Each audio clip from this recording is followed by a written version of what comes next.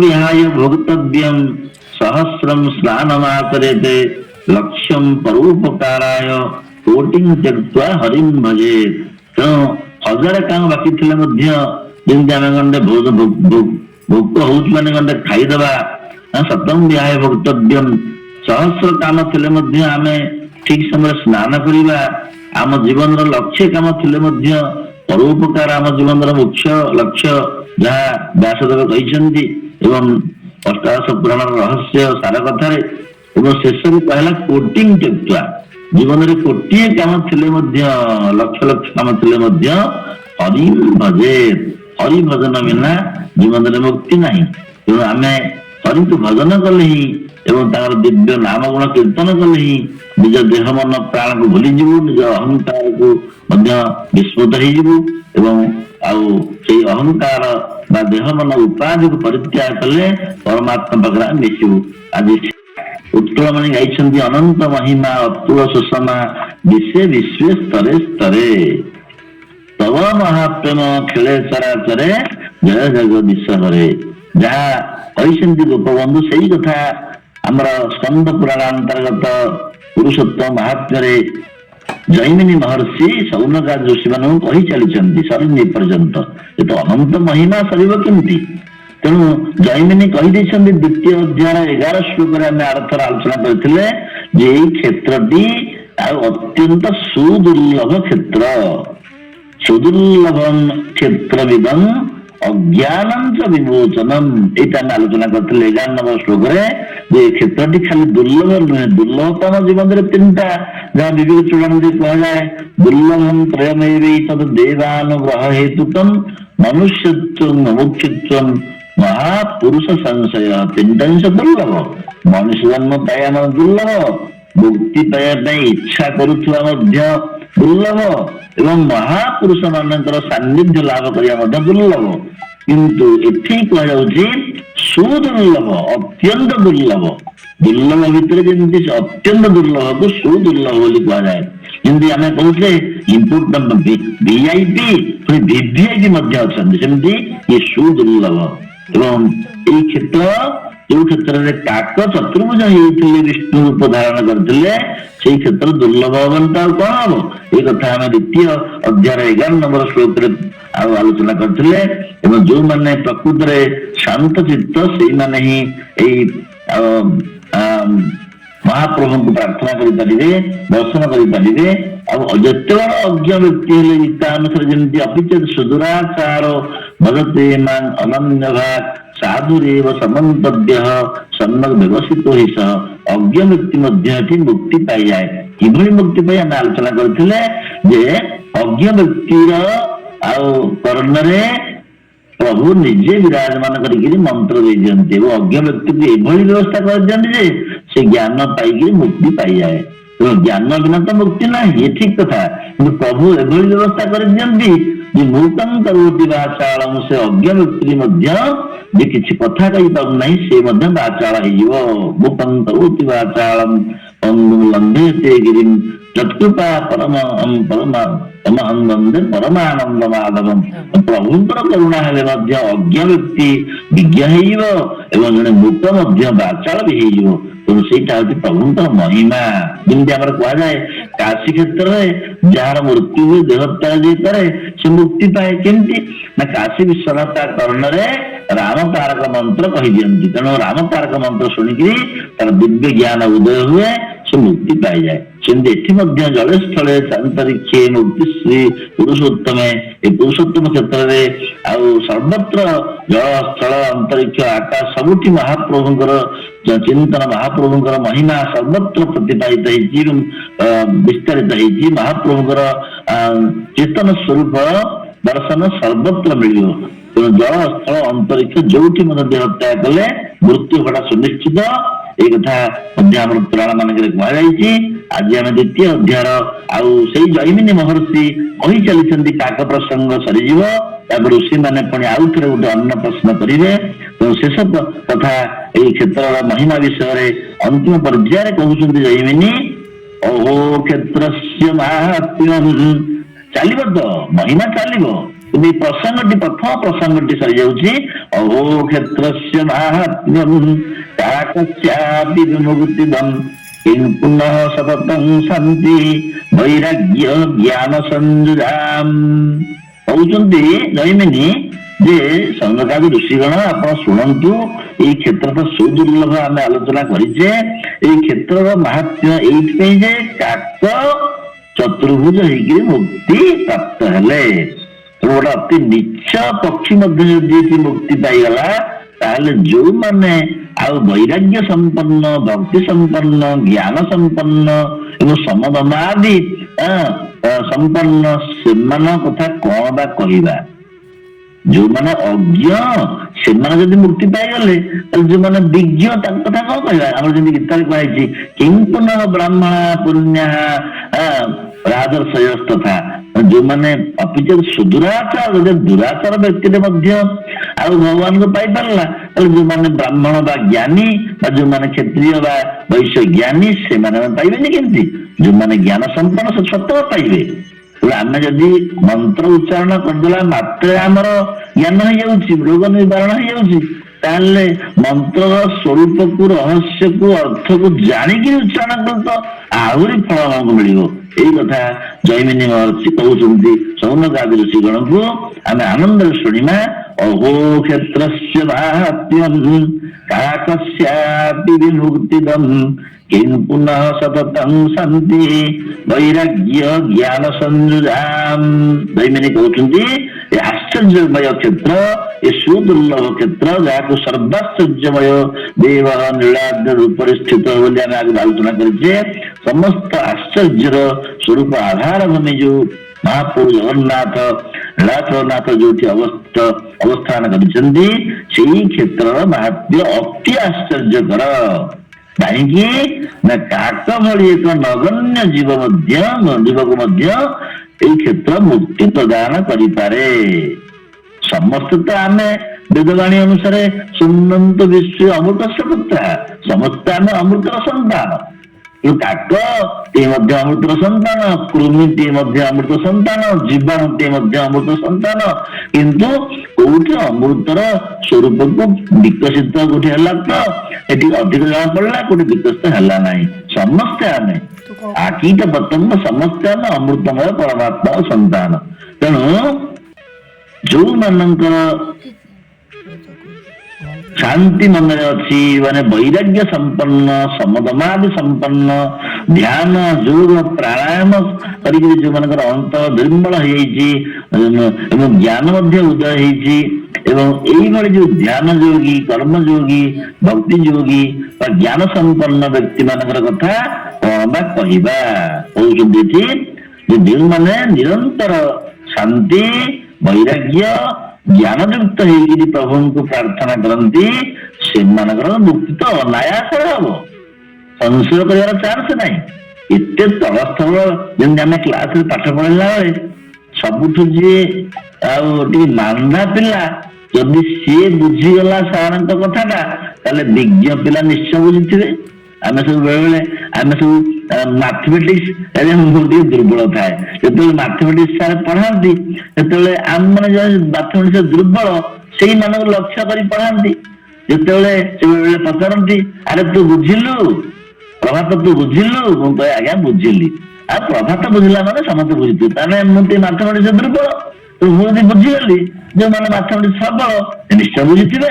ତେଣୁ ଏଇ ଜିନିଷ ଯେ ଅଜ୍ଞ ବ୍ୟକ୍ତିର ଯଦି ଆଉ ମୁକ୍ତି ହେଇଗଲା କାକ ଭଳି ପକ୍ଷୀର, ତାହେଲେ ବିଜ୍ଞ ବ୍ୟକ୍ତିର ତ ଅନାୟାସରେ ହବ, ସଂଶୟ କାହିଁକି? କିଂ ପୁନଃ ସତତଂ ଶାନ୍ତି ବୈରାଗ୍ୟ ଜ୍ଞାନ ସଂଯୋଗାମ। ଆମେ ନିଜକୁ ନିଜେ ଅନୁଭବ କରିବା ଯେ ଆମେ ବିଜ୍ଞ କି ଅଜ୍ଞ କି ଅଳ୍ପଜ୍ଞ କି କଣ, ଆମେ ନିଜକୁ ନିଜେ ସମୀକ୍ଷା କରିବା ଯେ ପ୍ରଭୁଙ୍କ ବିଷୟରେ ଆମେ କଣ ବିଜ୍ଞ ନା ବିଜ୍ଞ ନହୁ, ଆମେ ଅତ୍ୟନ୍ତ ଅଳ୍ପଜ୍ଞ। ଯେତେ ଆମେ ଜାଣିଥିଲେ ମଧ୍ୟ ପ୍ରଭୁଙ୍କ ପାଖରେ ଆମେ ଅତ୍ୟନ୍ତ ଅଳ୍ପଜ୍ଞ। ଏ ବିଶାଳ ମହିମାକୁ ଆମେ ଜାଣିବ କେମିତି?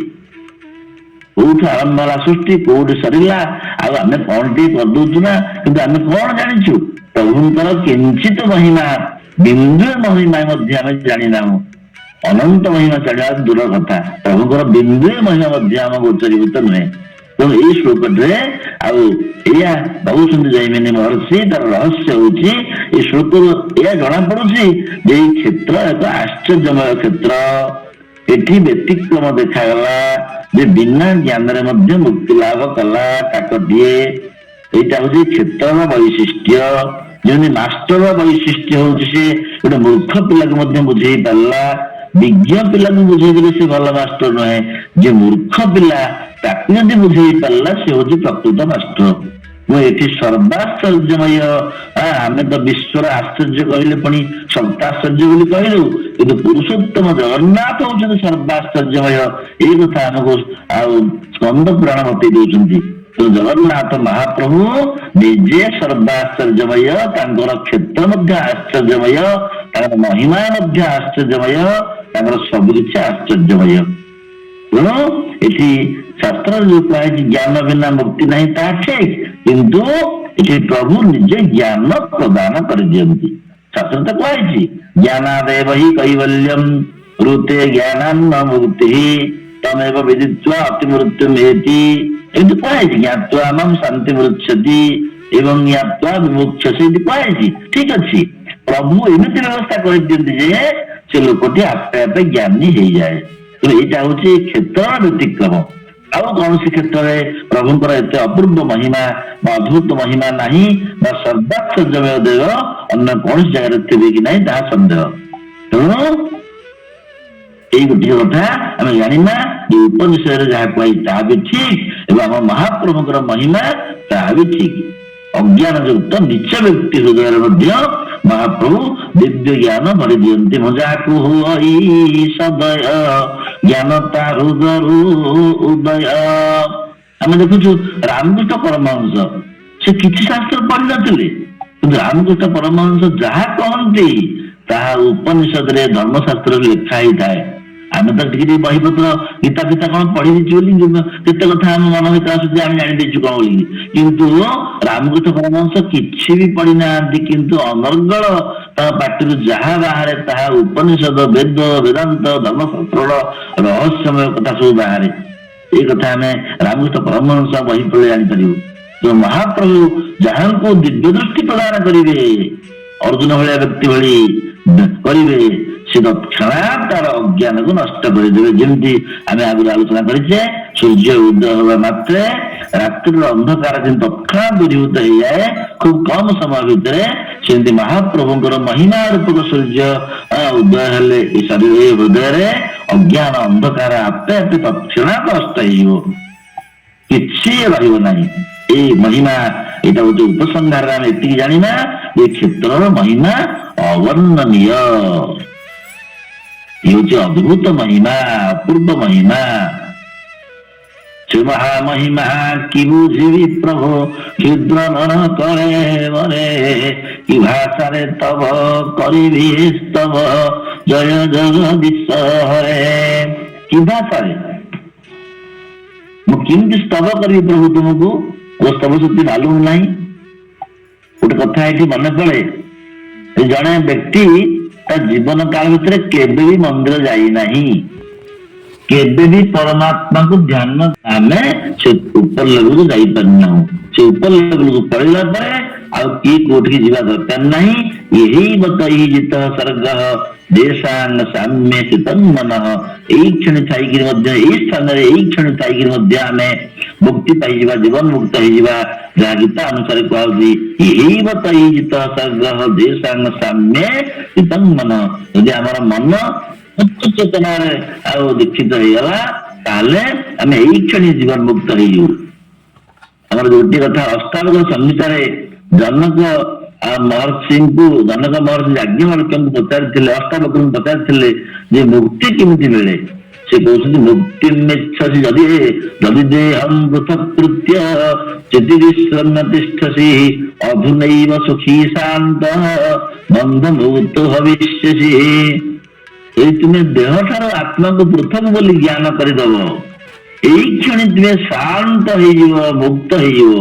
ଯଦି ଦେହଂ ପୃଥକ୍ କୃତ୍ୟ ଚିତି ବିଶ୍ରମ୍ୟ ତିଷ୍ଠସି, ଦେହ ଠାରୁ ଆତ୍ମାକୁ ପୃଥକ କରିକିରି ତୁମେ ଯଦି ଚୈତନ୍ୟ ସ୍ୱରୂପ ପରମାତ୍ମା ଠାରେ ନିଜକୁ ମିଶେଇ ଦବ, ବିଶ୍ରାମ କରିବ, ଏହି କ୍ଷଣି ତୁମେ ମୁକ୍ତି ପାଇଯିବ।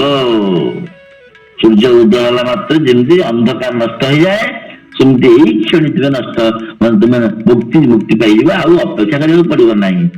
ଯଦି ଦେହମ୍ ପୃଥକ୍ କୃତ୍ୟ ଯଦି ବିଶ୍ୱନ ତିଷ୍ଠସି ଅଧୁନୈବ ଏଇବ ତହି ଜିତ ସର୍ଗ, ଯାହା ଭିତରେ କୁହାଗଲା ଏଠି ବି ସେୟା କୁହାଗଲା।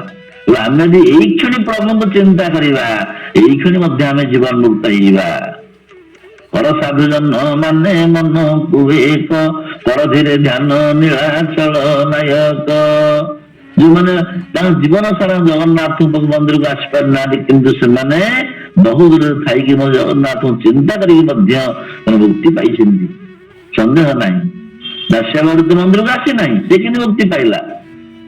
ଯାହା ହଉ, ତେଣୁ ଏଇଟା ପରମ ଆଶ୍ଚର୍ଯ୍ୟମୟ ଶ୍ରୀକ୍ଷେତ୍ର ମହିମା କଥା ଆମେ ଆଉ 12 ନମ୍ବର ଶ୍ଲୋକରେ ଜୈମିନୀ ଶୁଣେଇଲେ।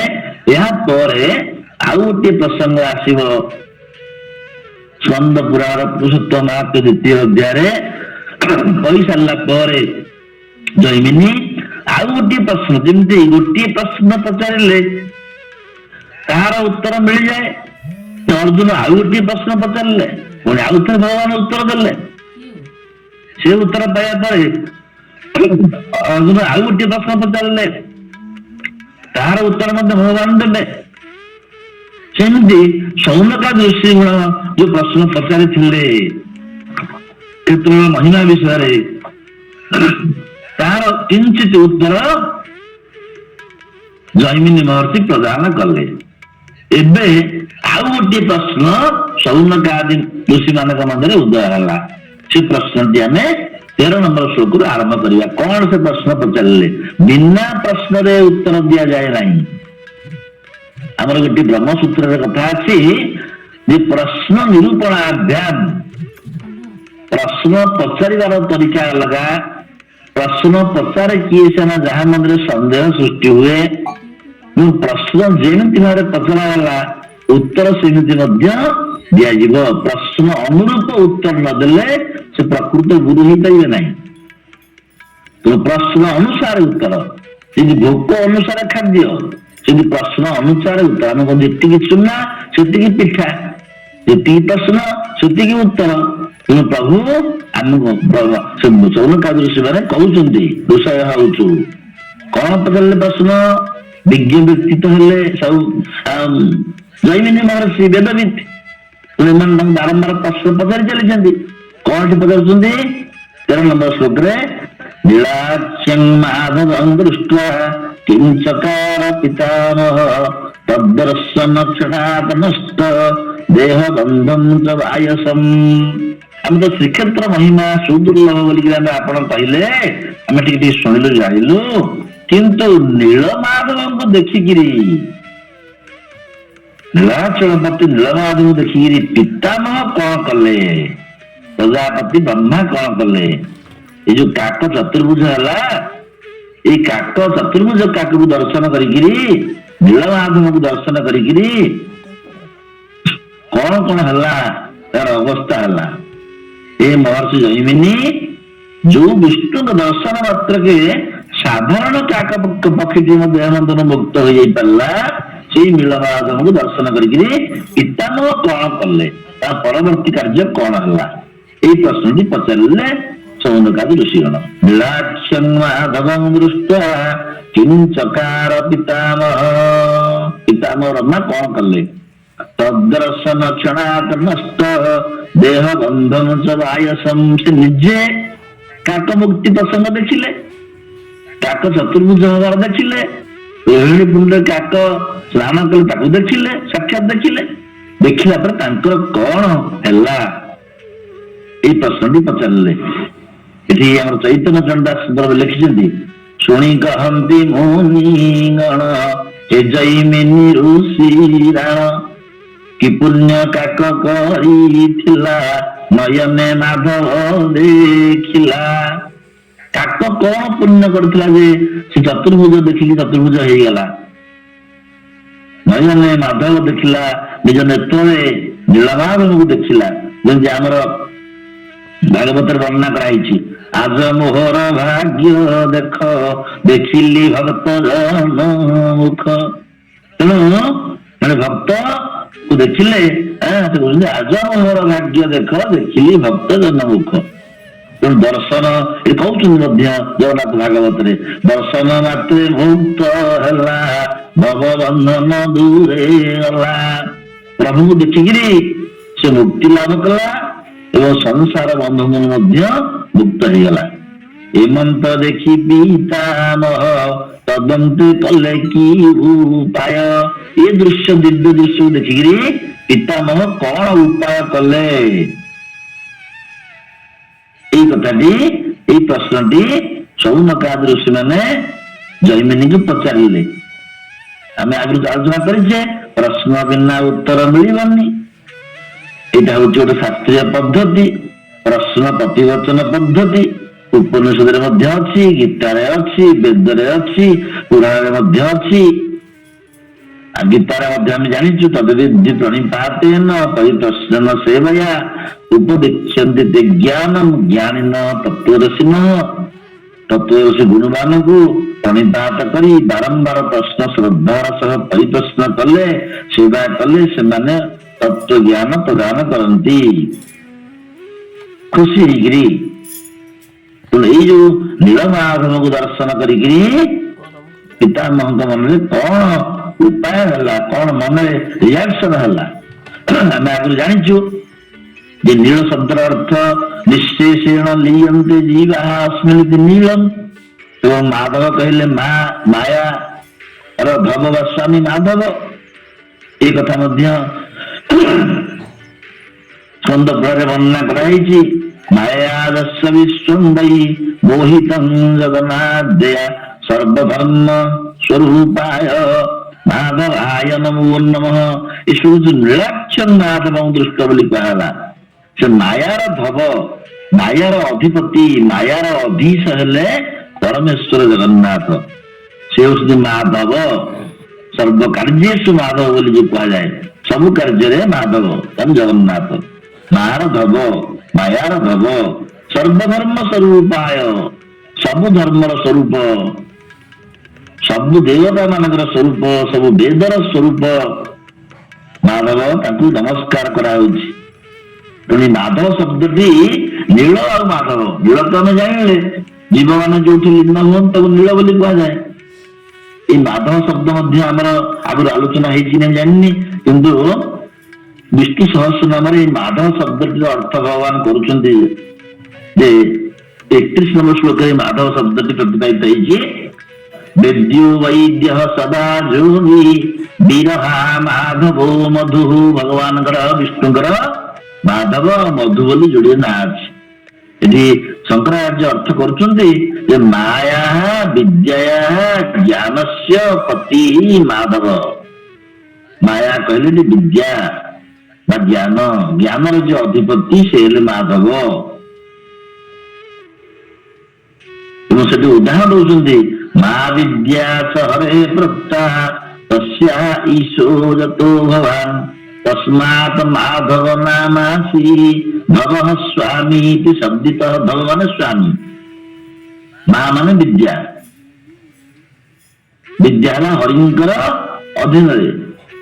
ତ ସମସ୍ତ ବିଦ୍ୟା ଈଶ୍ୱରଠାରୁ ଆସିଛି, ତେଣୁ ତୁମକୁ ମାଧବ ବୋଲି କୁହାଯାଏ।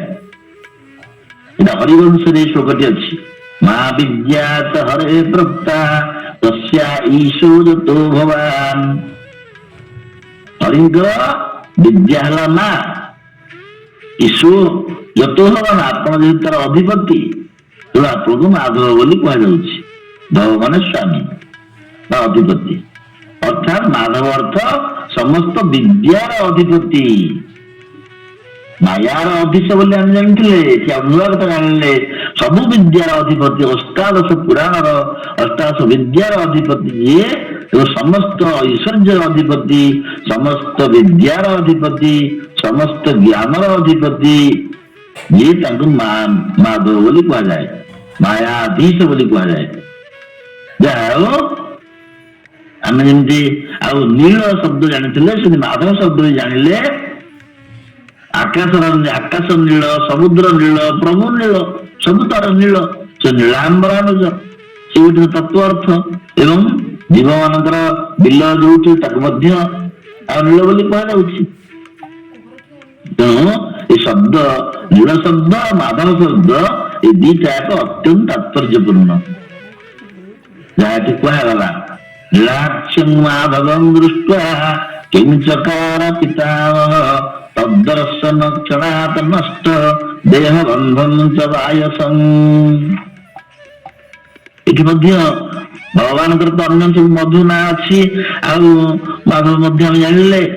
ଆଉ ଗୋଟେ ଜାଗାରେ ମଧ୍ୟ କୁହାଯାଇଛି ହିରଣ୍ୟ ଗର୍ଭ ଭୂଗର୍ଭ ମାଧବ ମଧୁସୂଦନ। ଏଠି କୁହାଯାଉଛି ଯେ ମା କହିଲେ ଶ୍ରୀ ଲକ୍ଷ୍ମୀ, ତାଙ୍କର ପତି ହେଲେ ମାଧବ। ଆଉ ମଧ୍ୟ କୁହାଯାଉଛି ମଧୁ ବିଦ୍ୟା ବବୁଦ୍ଧ୍ୟତ୍ୱା, ଆମର ଉପନିଷଦରେ ମଧୁ ବିଦ୍ୟା ଅଛି।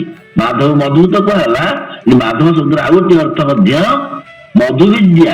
ଉପନିଷଦରେ ବ୍ରହ୍ମ ବିଦ୍ୟାର ଅନ୍ୟ ନାମ ହେଲା ମଧୁ ବିଦ୍ୟା। ସେ ମଧୁ ବିଦ୍ୟା ଦ୍ଵାରା ଯିଏ ଜଣା ଯାଆନ୍ତି ବୁଦ୍ଧ ଯିଏ, ତାଙ୍କୁ ମଧ୍ୟ ମାଧବ ବୋଲି କୁହାଯିବ। ଏତିକି ନୁହେଁ, ମହାଭାରତର ଉଦ୍ଯୋଗ ପର୍ବରେ ମଧ୍ୟ ଆଉ ଗୋଟେ ମାଧବ ଶବ୍ଦ କେତେ ବ୍ୟାଖ୍ୟା ଭଗବାନ କରିଛନ୍ତି। ମୌନାଚ ଧ୍ୟାନାଚ ଯୋଗାଚ ବିଦ୍ଧି ଭାରତ ମାଧବମ୍। ମାନେ ମୌନ, ଧ୍ୟାନ ଆଉ ଯୋଗ ଦ୍ଵାରା ଯାହାଙ୍କୁ ସାକ୍ଷାତକାର କରି ହୁଏ। ମୌନଂ ଚୈବାସ୍ମି ଗୁହ୍ୟାନାଂ କିଛି ଧ୍ୟାନେନ ପଶ୍ୟନ୍ତି।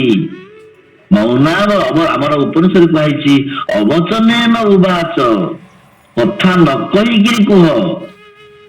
କହିକି ତ କହିବ ଅଲଗା କଥା, କିନ୍ତୁ କଥା ନ କହିକିରି କୁହ। ମୌନ ମୌନ ବ୍ୟାଖ୍ୟା ପ୍ରକଟିତ ପରଂ ବ୍ରହ୍ମ ତତ୍ତ୍ୱଂ ଯୁବାନଂ ବରଶିଷ୍ଠାନ୍ ଦେବ ସଦୃଶୀ ଗଣୈରାବୃତଂ ବ୍ରହ୍ମନିଷ୍ଠୈଃ ଆକର୍ଷେନ୍ଦ୍ରଂ ଦରକଳିତ ଚିନ୍ମୁଦ୍ରମାନନ୍ଦମୂର୍ତ୍ତିଂ ସ୍ୱାତ୍ମା ରାମଂ ମୋଦିତ ବଦନଂ ଦକ୍ଷିଣାମୂର୍ତ୍ତି ମିଳେ।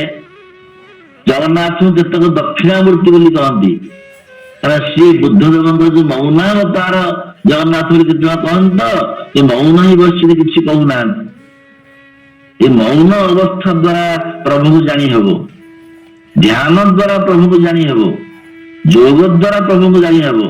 ସେଇଥିପାଇଁ ମୌନାଚ ଧ୍ୟାନାଚ ଯୋଗାଚ ବିଦ୍ଧି ଭାରତ ମାଧବମ୍। ସେଇ ଦୃଷ୍ଟିରେ ନା ମାଧବଟା ବ୍ୟାକରଣ ଅନୁସାରେ ସିଦ୍ଧ ହେଇଛି। କି ସୁନ୍ଦର କଥା। ମୌନଂ ଚୈବାସ୍ମି ଗୁହ୍ୟାନାଂ ଆମେ ମଧ୍ୟ ଗୀତାରେ ପଢୁଥାଉ।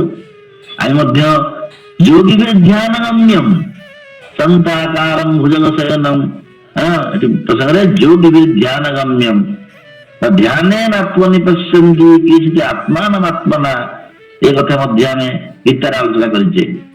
ତେଣୁ ମୌନ ଶବ୍ଦର ପ୍ରୟୋଗ ଗୀତାରେ ଯେମିତି କରାଯାଇଛି, ଆଉ ମୌନଂ ଚୈବାସ୍ମି ଗୁହ୍ୟାନାଂ, ସେମିତି ଏଠି ମଧ୍ୟ ମୌନ ଦ୍ଵାରା, ଧ୍ୟାନ ଦ୍ଵାରା, ଯୋଗ ଦ୍ଵାରା ଗମ୍ୟ ଯିଏ, ଲଭ୍ୟ ଯିଏ, ତାଙ୍କୁ ହିଁ ମାଧବ ବୋଲି କୁହାଯାଏ।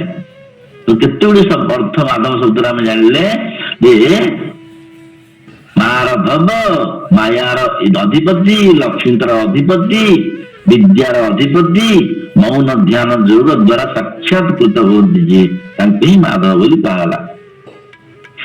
এই 13 নম্বর শ্লোকে এই কথাটি প্রতিপাদ্য ହେଲା ନୀଳାକ୍ଷଂ ମାଧବଂ ଦୃଷ୍ଟ୍ୱା କିଂ ଚକାର ପିତାମହ ତଦ୍ଦର୍ଶନ କ୍ଷଣାତ୍ ନଷ୍ଟ ଦେହ ବନ୍ଧଂ ଚ ବାୟସଂ।